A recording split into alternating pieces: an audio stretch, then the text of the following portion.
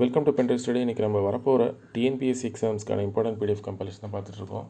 இதுக்கு முன்னாடி நம்ம ஆப்டிடியூடுக்கு இந்த பிடிஎஃப் தான் கொடுப்போம், சரிங்களா? இப்போ updated up to prosecutor examination வரைக்கும் ஒவ்வொரு டாப்பிக்காக இருக்கும். இப்போ ரீசனிங் அவங்க தனியாக கொண்டு போனதுனால நம்ம ரீசனிங்க்கு தனியாக பிரிக்கிறோம்.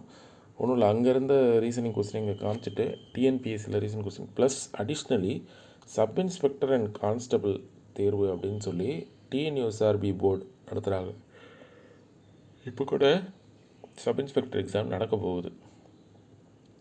ஸோ அதில் சைக்காலஜி அப்படின்னு ஒரு பார்ட் இருக்குது, அதுவும் ஆல்மோஸ்ட்டு ரீசனிங் தான், சரிங்களா? ஸோ அது அவ்வளோதான் இருக்குது நம்ம ப்ரீவியஸ் இயர் கொஸ்டினை பொறுத்த வரைக்கும். நம்ம தமிழ்நாடு பேஸ்டு இது. நீங்கள் டெப்த்தாக எஸ்எஸ்சி ஆர்ஆர்பி அதெல்லாம் வேணாங்க, சரிங்க? அதெல்லாம் இன்டெப்த்தாக இருக்கும். நீங்கள் என்ன பண்ணுங்கள், டிஎன்பிஎஸ்சியில் குரூப் 2A கொடுத்துருக்கக்கூடிய ரீசனிங் டாப்பிக்கை எடுத்துகிட்டு படிங்க. அதுதான் உங்களுக்கு பெஸ்ட்டு.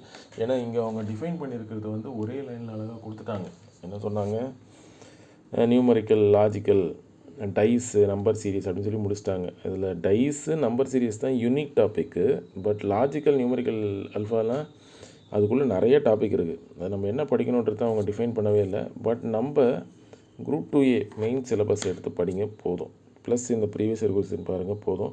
ஏன்னா இந்த ரீசனிங்கே நிறைய புக் இருக்குது. எதை படிக்கிறது? நம்ம நியூமரிக்கல் ரீசனிங்கே ஒரு 10-15 புக் இருக்குது.